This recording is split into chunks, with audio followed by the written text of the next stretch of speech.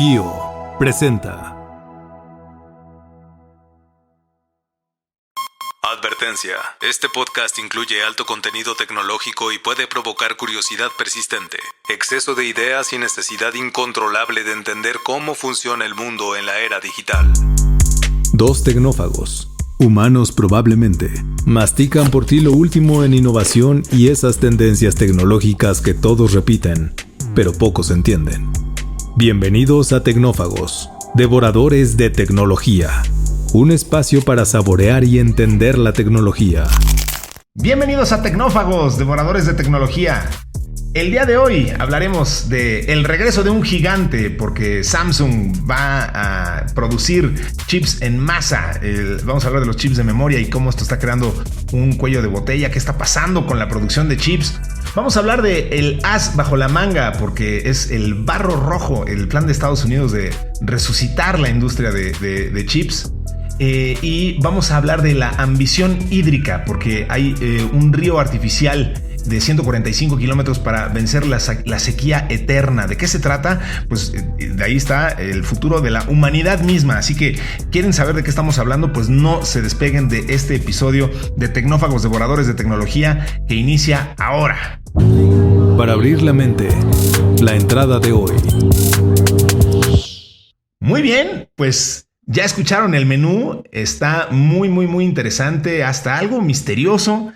Y para devorarlo en conjunto con ustedes que nos hacen el favor de escucharnos, pues aquí estamos los tecnófagos, servidores y amigos. Uno de ellos soy yo, me presento, mi nombre es Ricardo Maza y me da muchísimo gusto, como siempre, compartir este menú con mi querido amigo y experto en tecnología y ciencias ocultas afines, el gran Bernardo González. Mi querido Bernie, ¿cómo estás?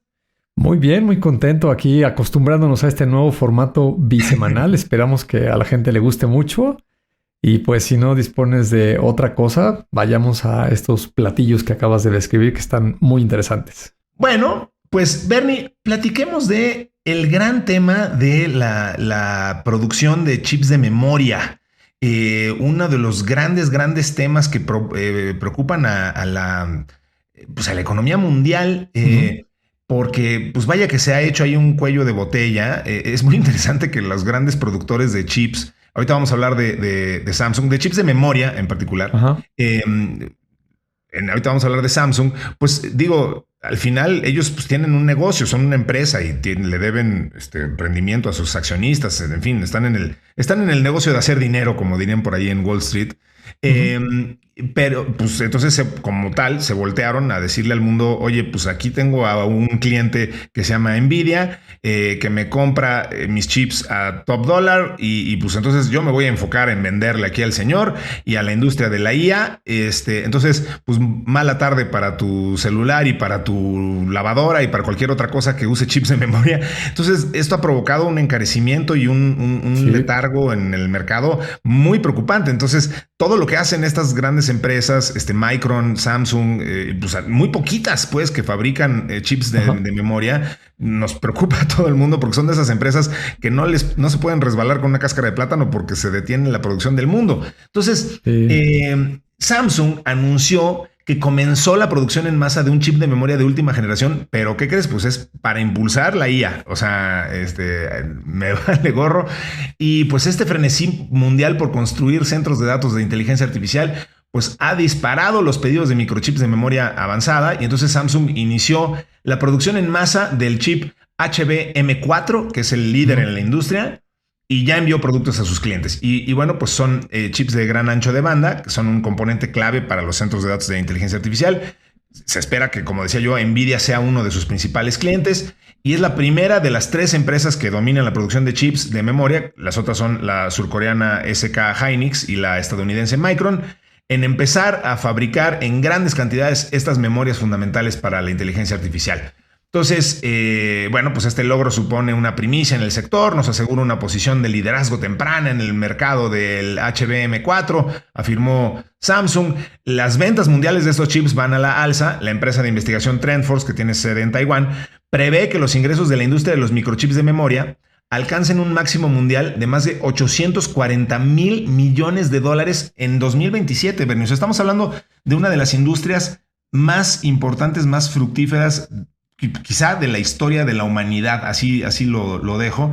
Pero que, insisto, pues está creando unos cuellos de botella bien interesantes para todo lo demás que depende de los chips de memoria, que, insisto, pues es todo, ¿no? Entonces creo que estamos viviendo una época interesante, pues por todo lo que está creándose alrededor y las carencias, no sé si sea el término correcto, que se están viviendo alrededor de pues todo lo que está acaparando la IA, ¿no? No sé, es un proceso, es un momento complejo en la economía mundial lo que estamos viviendo. Sí, absolutamente, tienes toda la razón. La economía misma y por supuesto la tecnología ha alcanzado otras dinámicas, otras dimensiones, y a las personas nos cuesta mucho trabajo entender lo que está pasando, ¿no? Fíjate que esta nota da pie para varios elementos que voy a tratar de interrelacionar, y al final vas a ver que están muy relacionados directamente con esto de la famosa burbuja, ¿no? ¿Por qué es tan relevante que Samsung esté anunciando la producción a estas escalas de esta memoria HBM4? ¿Y qué diablos es eso de memoria HBM4 y por qué no lo habíamos mencionado antes? Pues resulta que los servidores típicamente tienen una memoria, digamos, normal. A lo mejor la gente que es un poco más técnica o se mete a ver las especificaciones cuando compra una laptop o un servidor, técnicamente se llaman DRAM, que significa Dynamic Random Access Memory. Es un acrónimo de hace muchísimos años y es típicamente la memoria donde la electrónica prende los bits, los ceros y los unos, y los está mandando al procesador para que se hagan operaciones matemáticas y los está intercambiando todo el tiempo, ¿no? Esa memoria por lo general es volátil, es decir que mientras esté prendido el equipo va a estar, digamos, ahí la memoria la puedes controlar. Si apagas el equipo, normalmente esa memoria desaparece por la falta de energía eléctrica, y los almacenamientos como el disco duro o de estado sólido, ahí es donde ya se quedan de manera permanente. Entonces, habíamos estado hablando solamente de las famosas GPUs, ¿no? Nvidia acaparaba todas las noticias y parecía que toda la clave estaba en esas tarjetas H100, las Blackwell y estas enormes capacidades de procesamiento. Pero resulta que, como toda tecnología compleja, pues había un detalle muy importante. La gente que ha estado siguiendo el desarrollo de la inteligencia artificial generativa se habrá dado cuenta que por ahí de principios de 2023 hablábamos de modelos de unos cuantos billones o miles de millones, como decimos en español, de parámetros, ¿no? Que tenían estos modelos. Y la tecnología fue evolucionando muy rápido y pues ahora ya estamos hablando de cientos de miles de millones, o acercándonos a los billones en español o a los trillones como le dicen en Estados Unidos, ¿no? Entonces, en la inteligencia artificial generativa, como mucha gente ya sabe, hay dos grandes componentes. Uno es la fase de entrenamiento. La hacen estas grandes tecnológicas, recaudan una cantidad enorme de información de muchos tipos y durante varios meses las máquinas están trabajando 24 horas al día haciendo entrenamiento, ¿no? Viendo patrones y poniéndole los pesos, y ahí se calculan los toques y todas estas cuestiones. Entonces, hay una sutileza con esa DRAM tradicional y esta HBM, ¿no? Este HBM también es un acrónimo, como nos encanta en la tecnología, y significa High Bandwidth Memory. Y el problema que tenían los arquitectos de toda esta electrónica, y lo voy a hacer con una analogía muy simplista, imagínate que la DRAM es como una colonia con casas, donde cada casa es una casilla donde se puede guardar información, ¿no? Un bit.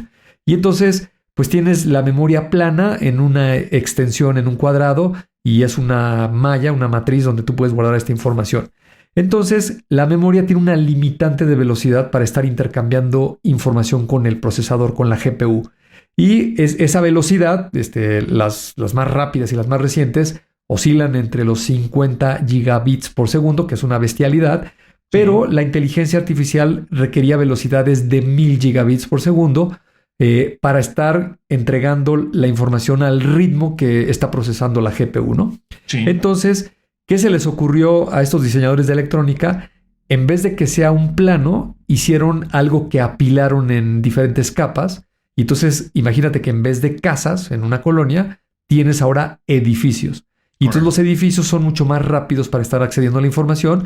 Eso por un lado. Y por el otro también lo acercaron en la arquitectura de toda la tarjeta madre de estos servidores, lo acercaron a las GPUs, ¿no? Entonces, esta nueva arquitectura electrónica para este tipo de servidores que utilizan estas compañías como Anthropic, OpenAI, Google, etcétera, pues demanda estos nuevos chips.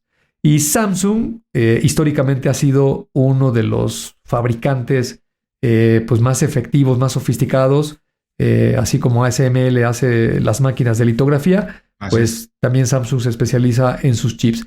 Y la empresa OpenAI, hace algunos meses, recordarás por ahí, también lo mencionamos aquí en Tecnófagos, cerró un trato para comprarle a Samsung, me parece que 1 millón de estas memorias para sus servidores que está poniendo en Estados Unidos bajo el proyecto de Stargate, aquel proyecto que anunciaron Sam Altman, Larry Ellison y siempre se me olvida el CEO de SoftBank, Masayoshi Son.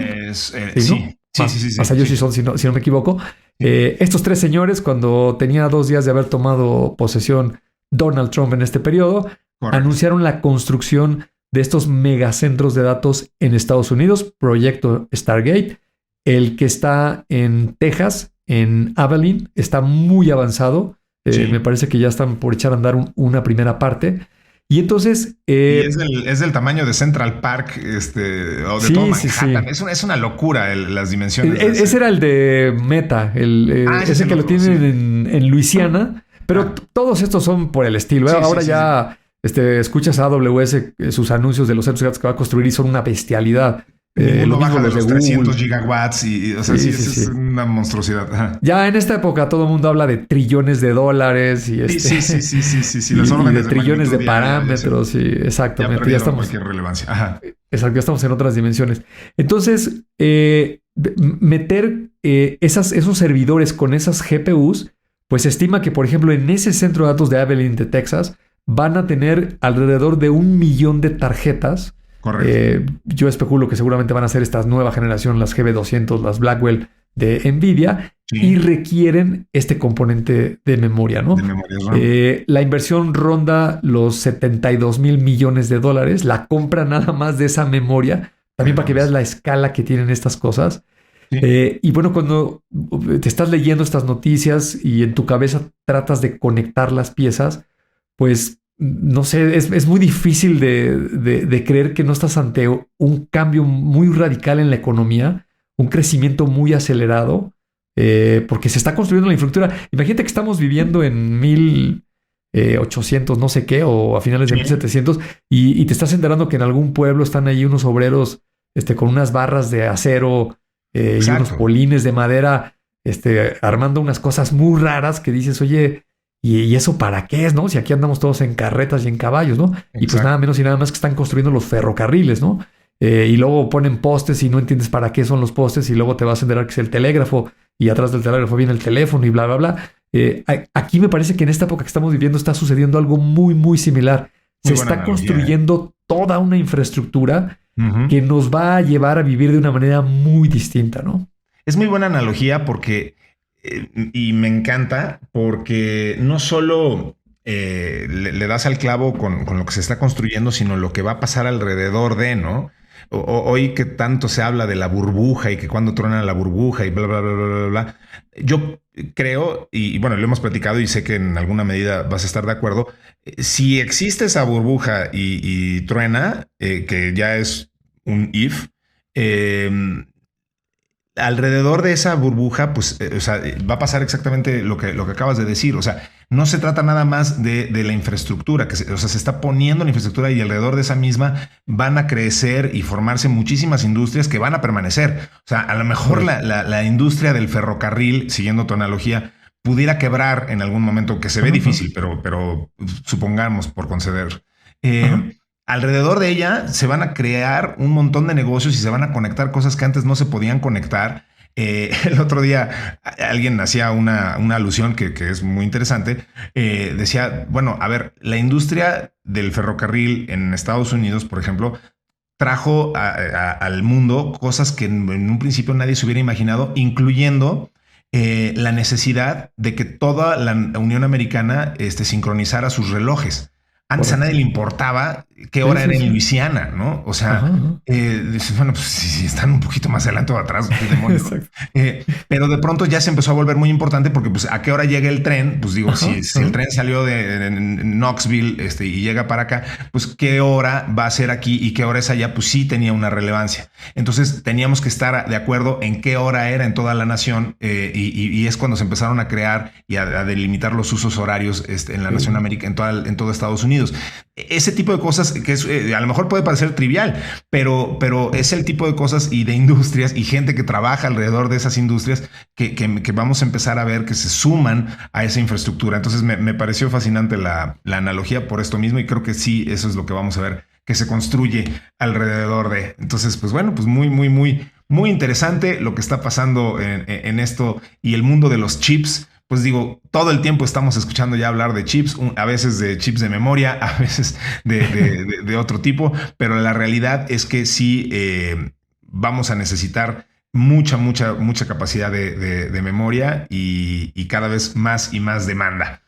Bernie, pues vamos a lo que sigue porque todavía tenemos que hablar de un montón de cosas y vienen cosas muy interesantes como esto que viene del as bajo la manga.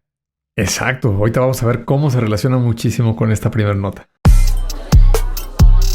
Es momento del plato fuerte. Lleguemos al fondo. A ver, Bernie, pues hablemos de el galio. ¿Qué es el galio? Pues es un metal plateado y maleable que tiene la propiedad casi mágica de licuarse con el simple calor de la palma de la mano. Y eso tiene grandes ventajas. A diferencia del silicio, que bien dices que tiene mucho que ver con lo que estábamos platicando, el galio soporta voltajes extremos y resiste el calor sin pestañear. Eso lo vuelve un material irreemplazable para los radares militares, para los satélites y los sistemas de guía de misiles. Eso ya lo sabíamos, pero China controló el 99% del mercado del galio refinado en 2025. Entonces Estados Unidos ya dijo, a ver, hay que buscar alternativas. Y el plan es tan ambicioso como insólito, porque lo que buscan es extraer este tesoro tecnológico de los desechos industriales del llamado barro rojo. En 2023, China impuso controles de exportación y poco después un veto total a los envíos hacia Estados Unidos. La prohibición se levantó temporalmente, pero pues el daño ya estaba hecho. El precio del galio fuera de China se triplicó.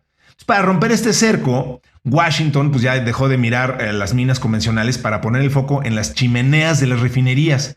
La estrategia se despliega en un triángulo industrial que arranca en Australia. Entonces, ahí en la refinería de Wagerup, el gigante Alcoa, una empresa enorme, se ha aliado con Japón y Estados Unidos para filtrar el galio directamente del proceso de bauxita. El objetivo es capturar el 10% de la demanda global sin abrir una sola mina nueva. El segundo punto de este triángulo del que hablábamos está en Mississippi, en Luisiana. La planta de Gramercy ha recibido una inyección de $150 millones del Pentágono para procesar sus montañas de barro rojo, que es un desecho de la producción de aluminio. Correcto. Esta sola planta aspira a cubrir la demanda total de galio estadounidense.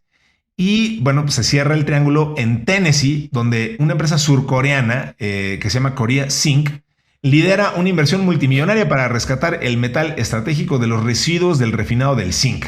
Entonces ya no basta con, insisto, pues bien decías, esto tiene que ver con lo que platicábamos. Ya no es diseñar el software, ahora necesitas pues tener la materia prima, lo que lo hace funcionar. Entonces, entre el barro rojo de Luisiana y las refinerías de Australia, Occidente intenta demostrar que puede recuperar la soberanía tecnológica.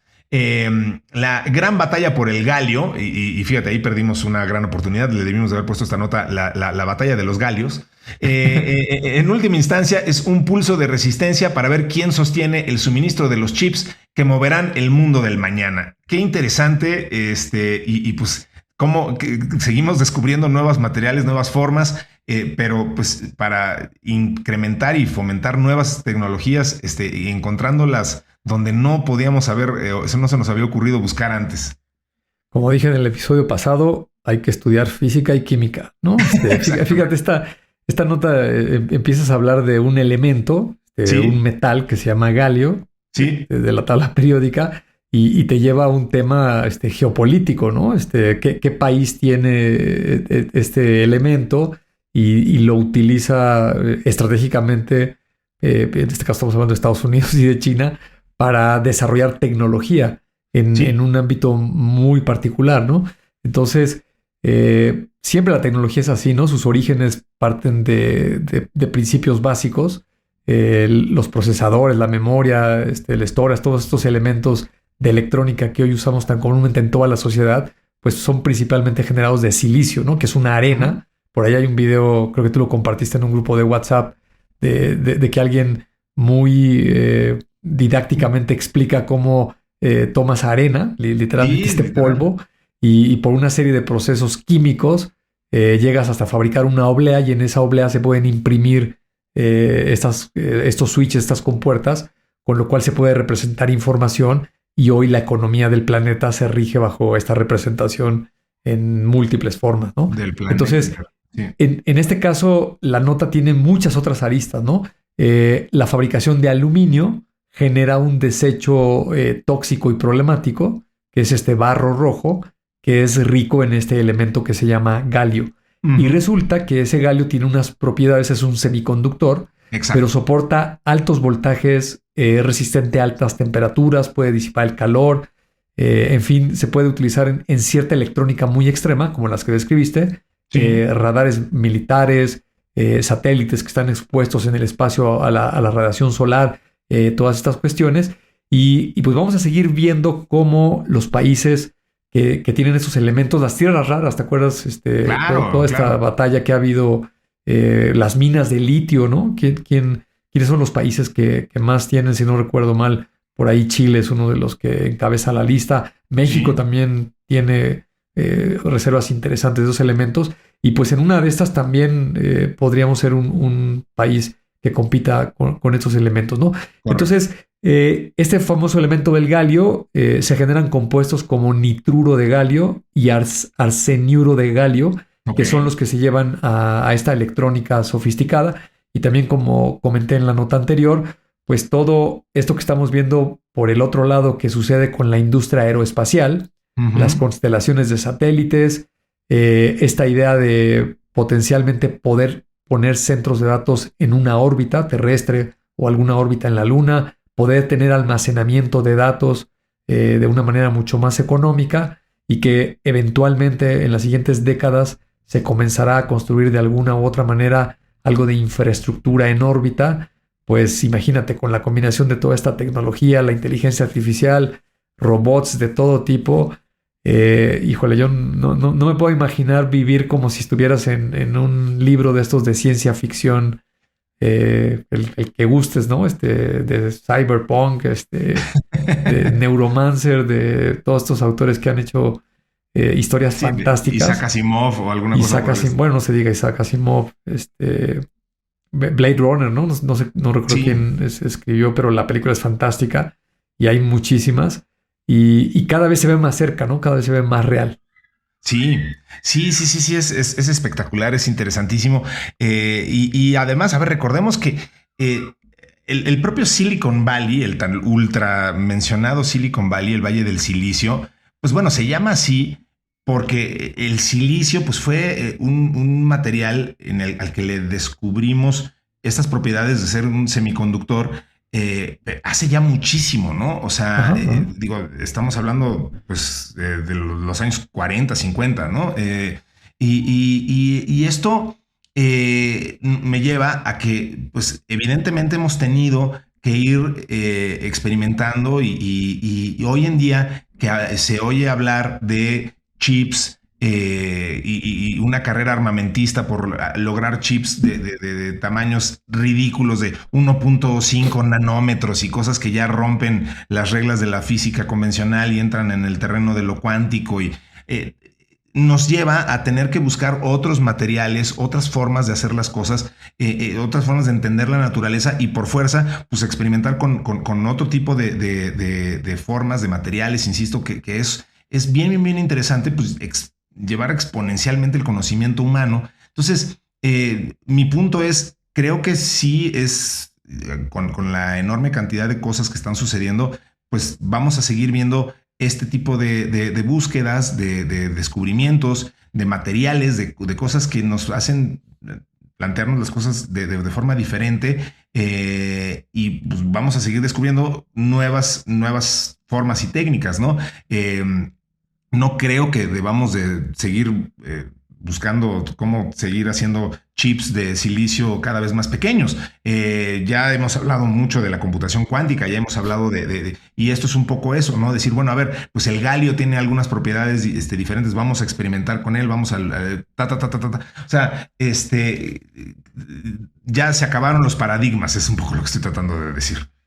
Fíjate, ahorita que mencionaste esto del Valle del Silicio, Sí. se me ocurrió preguntarle a ChatGPT cuándo se acuñó ese nombre. Sí. Y fíjate, un químico, Antoine Lavoisier, creo que así Ajá. se pronuncia, 1787 descubre el elemento químico, el silicio, Sí, y efectivamente es hasta 1956 sí. cuando un señor coinventor del transistor ve que se pueden imprimir en estas obleas, y ya al lugar, en California, se le acuña el nombre del Valle del Silicio en 1971, ¿no? Que Entonces, es ya cuando una- está esta empresa Mindray, o cómo se llamaba la original, donde trabajaba Moore y todos los padres de la tecnología, como estaba. Sí es Mind algo, o sea, ahorita se me fue un poco nos van a regañar la gente. En el libro de Chip War hablan Sí. mucho de Fairchild. Fairchild Communications. Fairchild Semiconductor. A lo mejor ese es el que Fairchild prefieres. Semiconductors, exactamente. Ahí es en donde trabajan todos estos, los padres de la tecnología que hoy Exacto. estamos viendo. Bueno, antes de seguir la regando, vamos con... No. Aquí está ChatGPT para ayudarnos. Exactamente. Vamos con nuestra siguiente nota del día de hoy, mi querido Bernie. Vamos. Cerramos con el postre para digerir mejor. Bueno, pues hablemos ahora de la ambición hídrica, mi querido Bernie. Una nota que tiene que ver con Brasil, con el suministro del agua y combatir las terribles sequías. Esto es, es una nota súper interesante. El objetivo de Brasil es garantizar el suministro del agua para la población más afectada por las sequías, utilizando una de las infraestructuras hídricas más ambiciosas. Y disculpen ustedes mi portugués, pero es el Cinturão das Águas do Ceará, también conocido como CAC. Aunque se puede simplificar mucho y denominar a esta infraestructura como un río artificial, la realidad es que se trata de un complejo sistema de canales que funcionan por gravedad. Sí. Y tiene un objetivo titánico, es garantizar que el agua llegue a más de 5 millones de personas en una de las zonas con mayor estrés hídrico, desafortunadamente, de toda Sudamérica. La clave de esta nueva fase, Bernie, reside en el diseño por el que se ha optado. A diferencia de otros trasvases que requieren un bombeo masivo y constante, con el coste energético asociado, el diseño del CAC aprovecha la topografía para que el agua fluya cuesta abajo, literalmente usando la fuerza de la gravedad. Esto se logra gracias a la ingeniería de canales a cielo abierto y túneles, geomembranas, sifones invertidos, gestión por gravedad e interconexión de cuencas. De esta manera, el agua que viaja por el cinturón no se queda estancada, sino que se utiliza para recargar otras cuencas hidrográficas. Y bueno, el sistema está diseñado para verter caudales en las grandes embalses de la región. Las autoridades quieren mantener como prioridad el consumo humano para evitar el desabastecimiento crónico de las ciudades ante la sequía.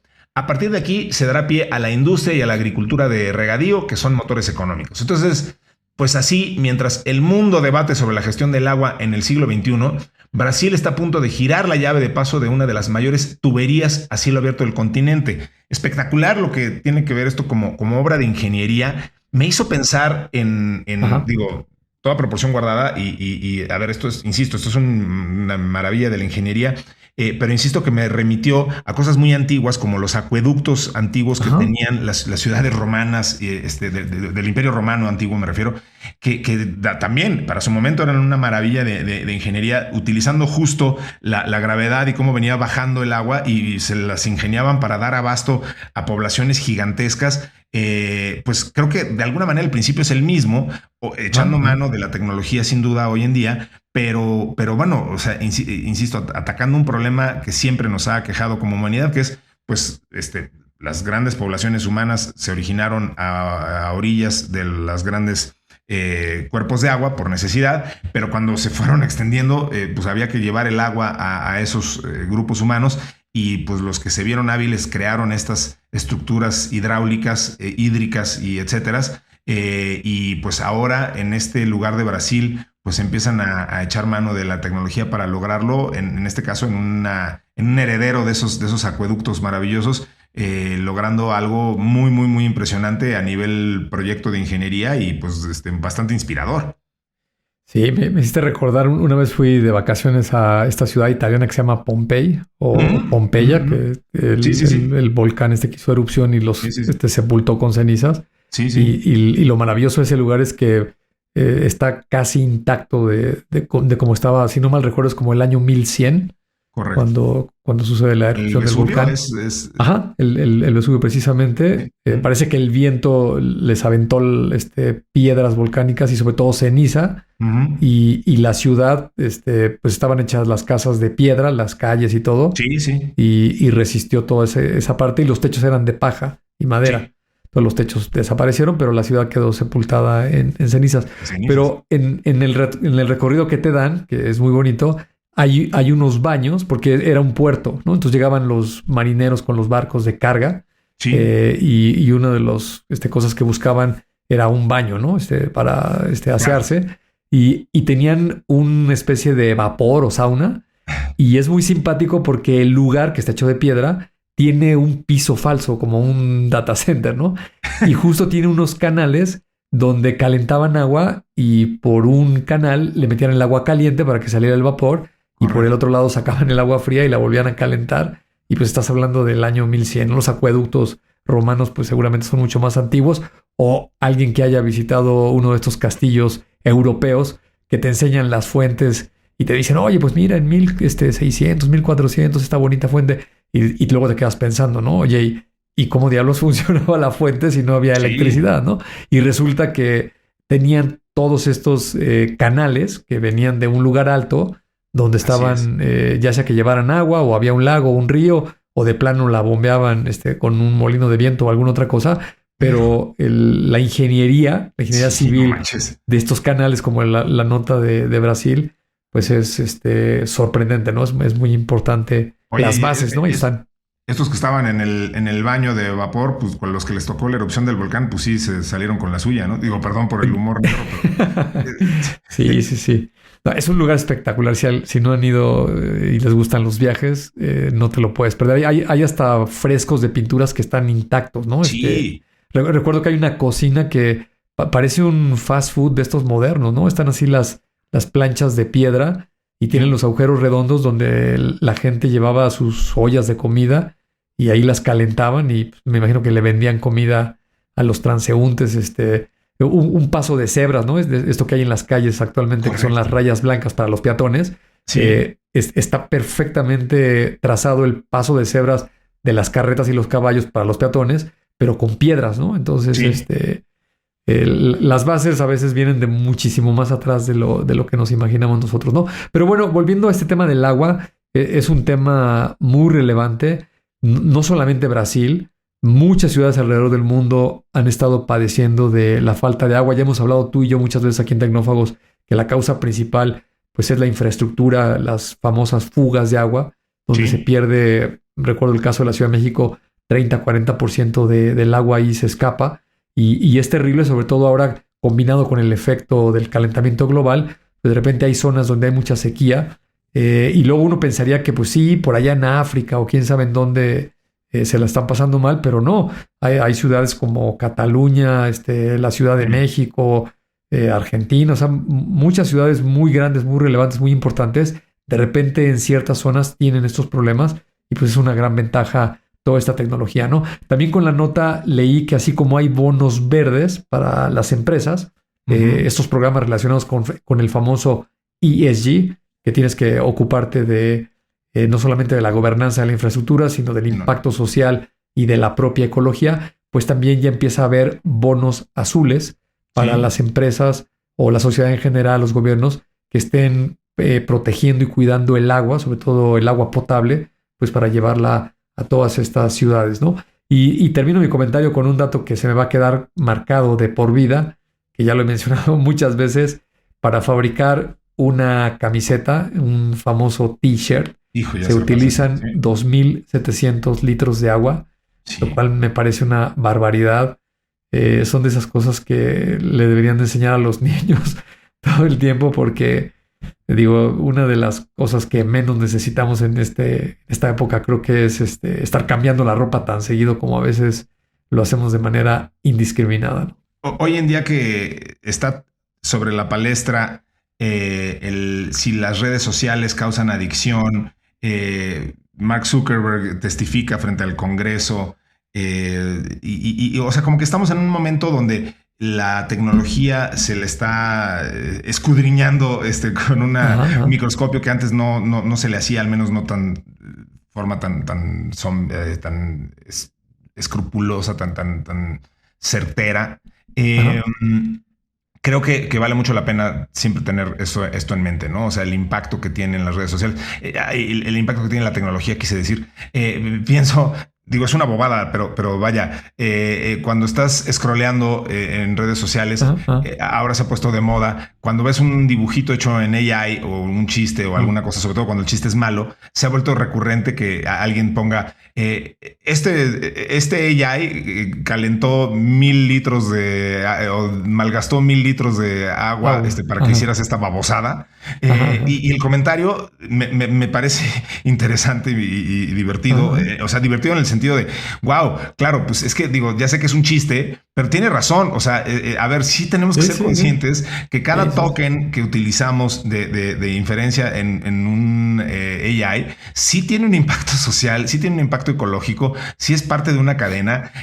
La tecnología sí tiene algo, sí deja un legado y es parte de nuestra huella de carbono. Entonces, sí tenemos que cuestionar un poquito lo que estamos haciendo en cada momento, ¿no? No es nada más, ay, mira qué divertido está usar ChatGPT o Nano Banana para hacer fotos divertidas de la gente que vino a mi comida, ¿no? No sé, o sea, creo que sí hay que empezar a cuestionarnos muchísimo más, de forma más responsable de todo lo que hacemos. Sí, es que mira, yo creo que deberíamos de analizar muchos patrones que a veces nada más los hacemos por imitación, ¿no? Ahorita me hiciste recordar, no sé por qué razón, alguna vez leía una nota muy similar a esto del meme y lo que estás gastando. Sí. Con la gente que le gusta correr, ¿no? Sobre todo los que les gustan los maratones y los Ironman y todo eso. Sí. De repente se vuelve un vicio y entonces hay gente que, claro, necesitas tener los medios, pero anda corriendo todos los maratones del mundo, ¿no? Voy a ir al de Nueva York, al de Boston, al de Tokio, al de no sé qué. Y alguien decía, oye, pues si lo que quieres es hacer ejercicio y correr, ¿para qué te andas subiendo un avión y gastando no sé cuántos litros de combustible, ¿no? Litros de turbocina. Y claro, digo, seguramente la comunidad de corredores y la gente que hace eso pues es muy chiquita, pero si lo llevas a otro orden de ideas, por ejemplo, ahora que fue el Año Nuevo chino, el caballo de fuego, si no estoy equivocado, es impresionante la cantidad de gente que se mueve motivo de una festividad, ¿no? Y lo mismo pasa en Estados Unidos con el famoso Thanksgiving. Sí. Digo, la respuesta básica o simple sería, oye, pues todo el mundo quiere ver a su familia. Pues sí, pero también hay muchos que se organizan el viaje y el pretexto y al final del día sí se mueve un montón de combustible y de vehículos y de cosas que sí le estás pegando al planeta a esas escalas, ¿no? Entonces, sí valdría de repente echarle una doble pensada a, oye, quiero estar allí en el lugar así o lo veo mejor en mi pantalla, en mi sala, que pues, hasta en una de esas hasta la experiencia es mejor que estar allá apretujado en las colas, en los eventos masivos y yo qué sé, ¿no? Nosotros nada más lo ponemos sobre la mesa. Cada quien piénselo, el tipo de huella que quiere dejar. Bueno, pues... Como dicen por ahí, es food for thought. ¿no? Food for thought, exactamente. Y food es lo que nos gusta aquí en Tecnófagos, por eso bautizamos así este podcast que hacemos con mucho cariño. Y no lo hacemos nada más Bernie y yo, lo hace también el señor Mario Terrés, que nos ayuda a editarlo, lo hace Anayantzin Romero cuando lo redacta, lo hace Diana Álvarez cuando lo produce, lo hacen ustedes desde luego cuando nos hacen favor de escucharnos, y cuando se conectan a nuestro grupo de Telegram, ahí síganlo haciendo, buscan la aplicación de Telegram, si no es que no la tienen ya, y bueno, buscan Tecnófagos, ahí estamos Bernie y yo. Sí.